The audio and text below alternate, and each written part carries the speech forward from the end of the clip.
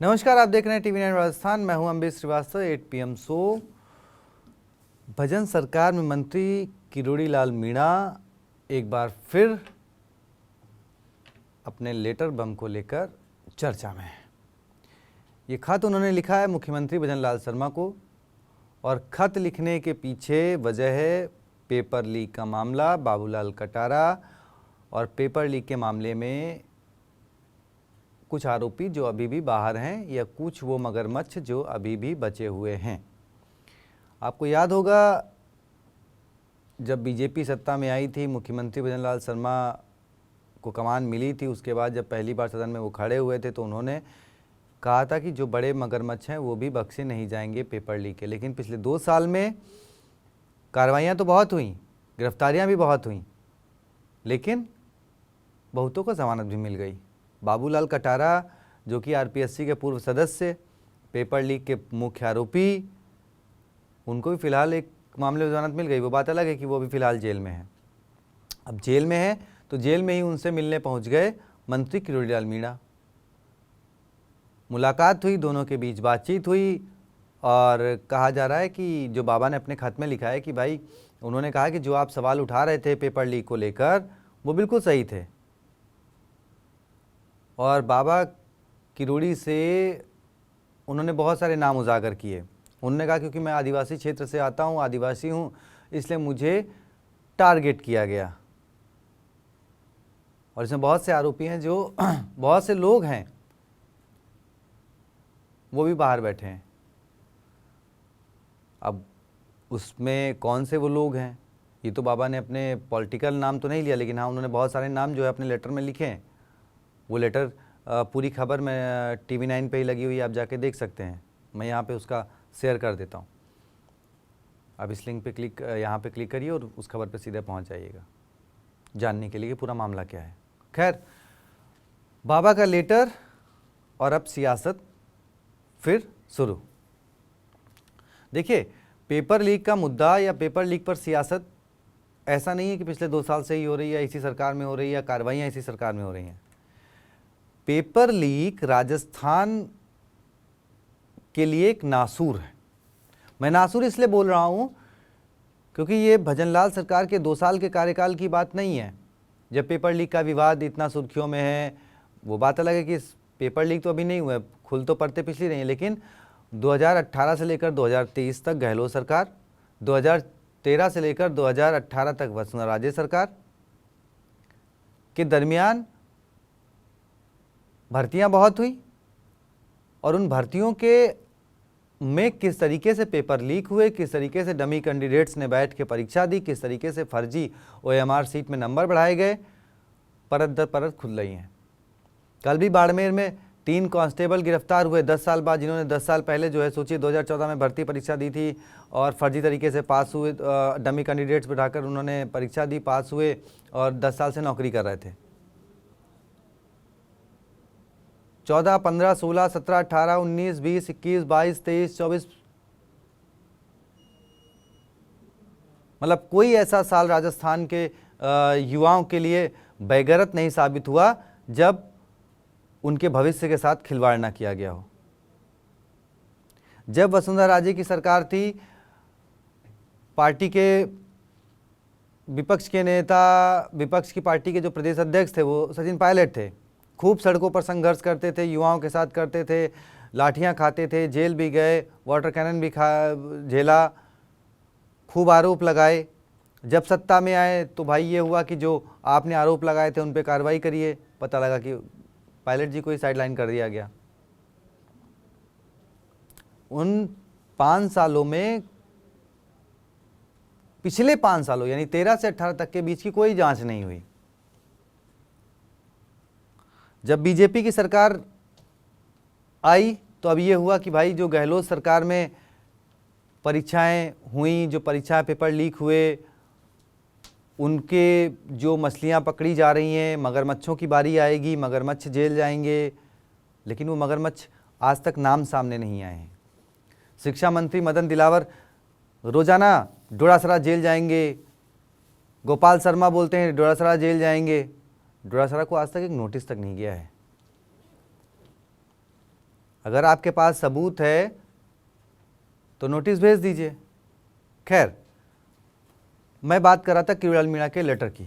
तो किरोड़ीलाल मीणा गहलोत सरकार के दरमियान भी खूब सड़कों पर धरना प्रदर्शन करते थे, पेपर लीक की जांच की मांग करते थे, आरपीएससी की जांच की मांग करते थे, आरपीएससी को नए सिरे से गठन किया जाए इसकी मांग खैर सबसे पहले सचिन पायलट ने उठाई थी, लेकिन बाबा भी नहीं थमे। अपनी सरकार आ गई तो भी बाबा नहीं थमे।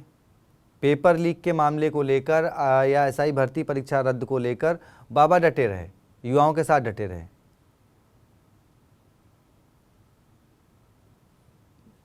तो ना तो परीक्षा रद्द हुई और जांच चल रही है, जांच में लोगों को बरी भी किया जा, मतलब बरी इन द सेंस कि उनको जमानत भी मिल रही है। अब खबर यह है, जो बाबा ने लेटर लिखा उसमें यह भी मेंशन कर दिया कि बाबूलाल कटारा अगर सरकारी गवाह बनता है तो वो बहुत से ऐसे नाम बता देगा जो सलाखों के पीछे होंगे। बात फिर वहीं आ जाती है कि आखिर वो मगरमच्छ हैं कहाँ?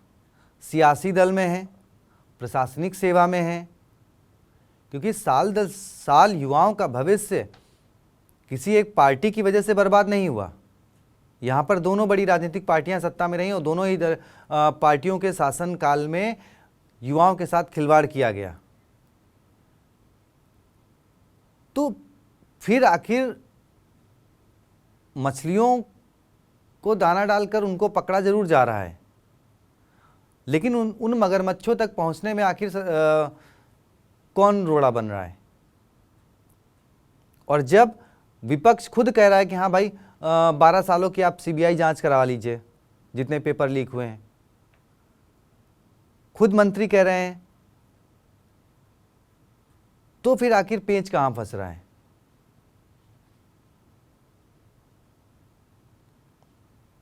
कौन है जो बचाना चाह रहा है, कौन है जो बच रहा है, और कौन बचने के लिए कौन से साम दाम दंड भेद इस्तेमाल किए जा रहे हैं? देखिए, बाबा का लेटर बाहर आ गया है तो अब ये मान के चलिए कि सियासत आगे बढ़ने वाली है, क्योंकि नेता प्रतिपक्ष टीकाराम जूली हों या गोविंद सिंह डोटासरा हों, उन्होंने सदन में खड़े होकर इस बात का ऐलान किया था कि हाँ भाई 12 सालों की सीबीआई जांच करवा लीजिए, आपकी भी सरकार गिर जाएगी। अब जब आपकी सरकार गिर जाएगी, ये डोटासरा ने बोला, मैं सुनवाई देता हूं।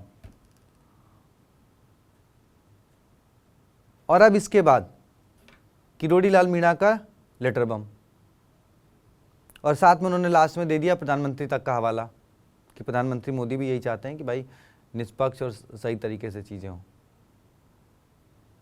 तो आखिर बाबा किरोड़ी के निशाने पर कहीं अपने भी तो नहीं है, क्योंकि डोटासरा ने जो बात कही कि भाई मैं तो कह रहा हूं पेपर लीक सिर्फ वसुंधरा राजे सरकार में नहीं हुआ, मेरी सरकार में भी हुए हैं और आपकी सरकार में भी हुए हैं, तो इन पूरे 12 सालों की सीबीआई जांच कर लीजिए।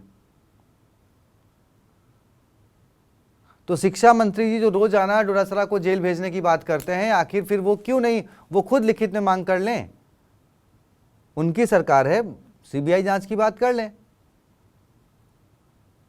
जिनको वो जेल भेजने की बात कर रहे हैं वो खुद कह रहे हैं, तो क्या बीजेपी के कुछ नेता भी जेल जा सकते हैं पेपर लीक को लेकर? कहते हैं ना हमाम में सभी नंगे हैं, तो पेपर लीक में क्या बीजेपी के नेता भी शामिल थे? क्योंकि सवाल अब इसलिए खड़े हो रहे हैं क्योंकि जितनी देरी हो रही है उतने गंभीर सवाल अब बीजेपी पर भी आ रहे हैं। क्योंकि राजस्थान 2023 विधानसभा चुनाव से पहले बीजेपी के हर बड़े नेता ने डंके की चोट पर यह कहा था, एसआई भर्ती से लेकर जितने भी पेपर लीक हुए हैं उन पेपर लीक में सिर्फ मछलियां ही नहीं मगरमच्छ भी पकड़े जाएंगे। तो क्या इस जांच में, जो जांच एसओजी कर रही है, उस जांच में मगरमच्छ सिर्फ कांग्रेस पार्टी के नहीं, बीजेपी की पार्टी में भी मगरमच्छ हैं? और अगर ऐसे मगरमच्छ बीजेपी की पार्टी में भी हैं तो फिर दिक्कत कहां आ रही है? जेल तो उन मगरमच्छों को भी जाना चाहिए ना जो आपकी पार्टी में भी हैं और जिन्होंने पेपर लीक में भागीदारी अपनी निभाई है, भूमिका निभाई है, पैसे कमाए हैं, युवाओं के भविष्य से खिलवाड़ किया है। क्योंकि कोई भी सरकार सत्ता में आती है, सत्ता से जाती है, तो उसके लिए युवा बहुत जिम्मेदार होता है।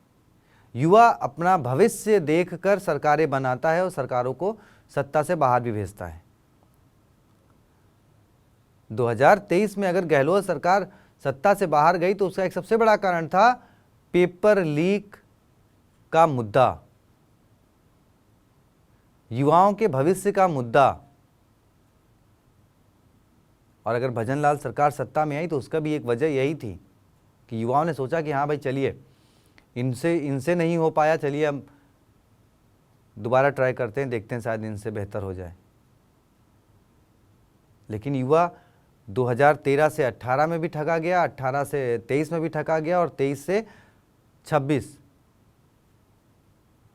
ठगा ही जा रहा है। क्या राजनीतिक दल सिर्फ लास्ट के 6 महीने का वेट करते हैं कि जब चुनाव आएंगे और तब हम इसको मुद्दा बनाएंगे और धड़ाधड़ गिरफ्तारियां करेंगे और चुनावी माहौल बना लेंगे? इन 4.5 सालों में उन युवाओं की क्या गलती है जो 18 क्रॉस कर देते हैं, पढ़ाई लिखाई करते हैं, मेहनत करते हैं, सुबह रात भर जाग कर पढ़ाई करते हैं, उनके माँ बाप 2 वक्त की रोटी भी पूरी नहीं खाते हैं ताकि उनका बेटा पढ़ सके, कुछ अच्छी नौकरी कर सके। ठगे 4.5 साल तक वो युवा जाते हैं और फिर अंत में वो युवा आपके इस बहकावे में आ जाते हैं कि हाँ ठीक है, आप जब सत्ता की चाबी संभालेंगे तो आप उनके साथ इंसाफ करेंगे। लेकिन फिर मैं वही कह रहा हूँ, 13 से 18, 18 से 23 कोई इंसाफ नहीं हुआ। सचिन पायलट ने अपनी सरकार के खिलाफ खूब बगावत करी, खूब डिमांड रखी, खूब सवाल उठाए, लेकिन इंसाफ पायलट भी नहीं दिला पाए, इंसाफ कहा जाए तो किरोड़ी भी नहीं दिला पाए, क्योंकि एसआई भर्ती परीक्षा रद्द करने की मांग किरोड़ी बाबा करते रहे, लेकिन परीक्षा अभी तक रद्द नहीं हुई है। हाई कोर्ट ने रद्द करी, उसको लेकर सरकार डबल बेंच में चली गई, मामला अभी तक अटका हुआ है।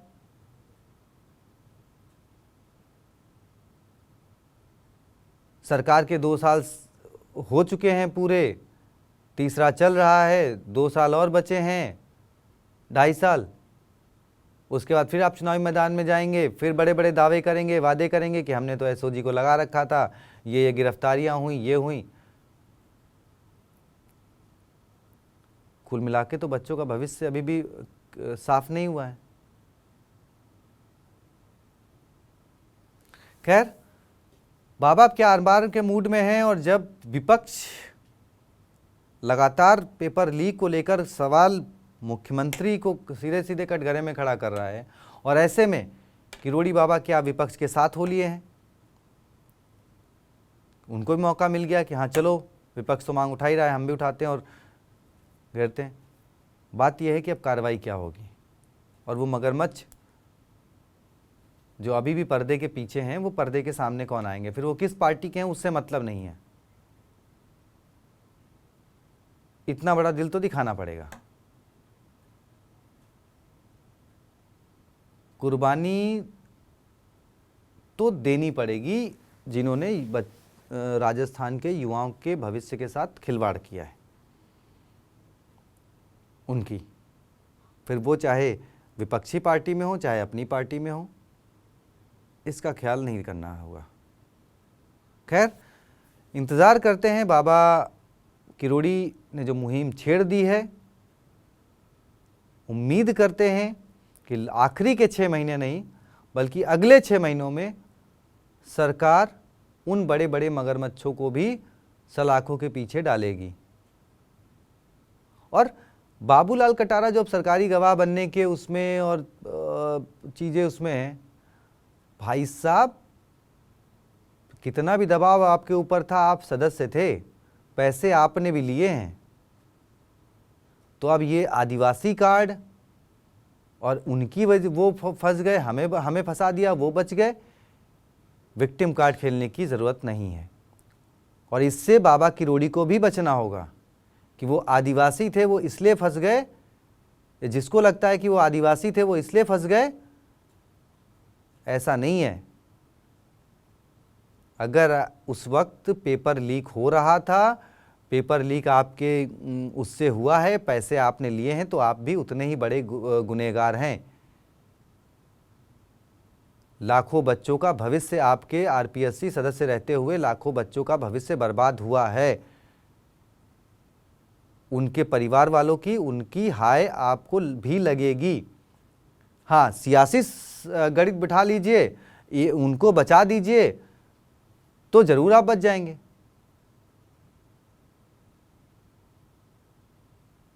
और अगर इसी से, तो फिर इससे फिर बच्चों के साथ इंसाफ नहीं होगा, राजस्थान के युवाओं के साथ इंसाफ नहीं होगा।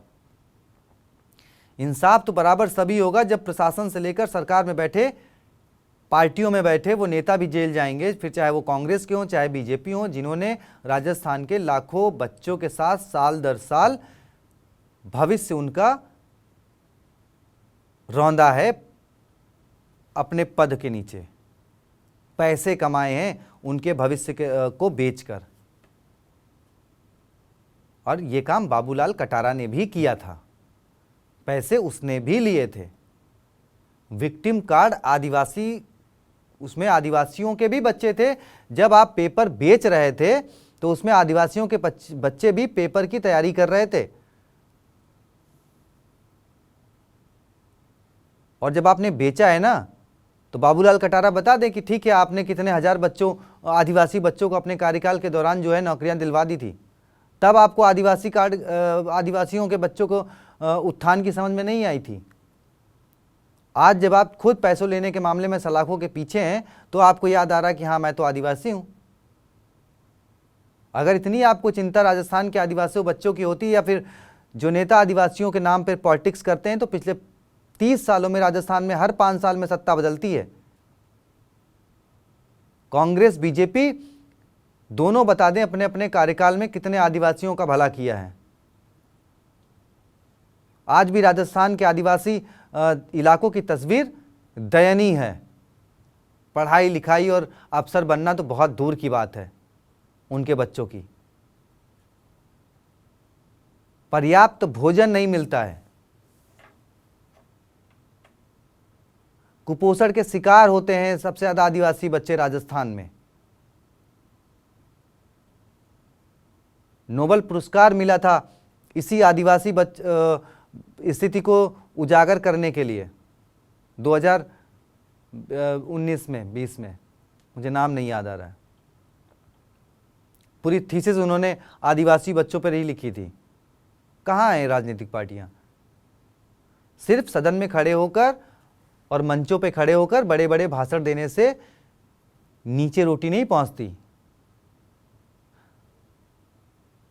काम करना होता है। तो फिर मैं एक उदाहरण दूंगा। राजीव गांधी, दिवंगत प्रधानमंत्री इस देश के, जो आज आप गेहूं जो आपको सस्ता शुरू मिलना हुआ, या जो प्रधानमंत्री आवास योजना जो शुरू हुई, या बिजली की जो व्यवस्था शुरू हुई, ये तीनों योजनाएं राजस्थान के आदिवासी इलाकों की दयनीय स्थिति को देखते हुए राजीव गांधी जी ने शुरू करी थी। तीनों योजनाएं, इंदिरा आवास योजना, बिजली की योजना और सस्ता गेहूं देने की योजना।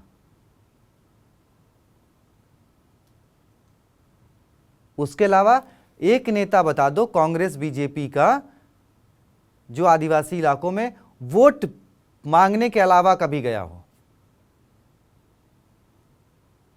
चुनावी सभा के अलावा कभी गया हो। कोई प्रधानमंत्री, कोई बड़ा नेता चुनावी सभा के अलावा अगर आदिवासी क्षेत्र में गया हो वोट मांगने, वो मिलने, तो जरा बता दो। खैर, बात पेपर लीक की, राजस्थान के भविष्य की और बाबा किरोड़ी की मुहिम की। क्या कुछ होगा, मगरमच्छ कब जेल के पीछे जाएंगे, इंतजार करिए। आप भी करते हैं, हम भी करते हैं। जो कुछ होगा, सवाल तो पूछेंगे। TV9 राजस्थान अब सवाल पूछेगा जब तक कि चुनाव के लास्ट के 6 महीने नहीं, रोज पूछेंगे। पेपर लीक पे रोज सरकार से सवाल पूछेंगे, और उनसे भी पूछेंगे जो आज CBI जांच की मांग कर रहे हैं ना, तो 5 साल में आप क्या कर रहे थे? 14 से और 18 तक में अगर पेपर लीक हुए और आप कह रहे हो कि 12 साल की सीबीआई जांच करा लो, तो उस वक्त आप क्या कर रहे थे और आज आप सड़कों पर क्यों उतर के सीबीआई जांच की मांग नहीं कर रहे हो, क्यों नहीं घेराव कर रहे हो? सिर्फ सदन में खड़े होकर भाषण दे देने से, ट्विटर पर पोस्ट कर देने से राजस्थान के युवाओं का भविष्य नहीं सुधरने वाला। खैर, नमस्कार, चैनल को सब्सक्राइब करिए और अगर चाहते हैं इंसाफ मिले तो वीडियो को ज़्यादा से ज़्यादा शेयर करिए और चैनल को सब्सक्राइब भी करिए। शुक्रिया।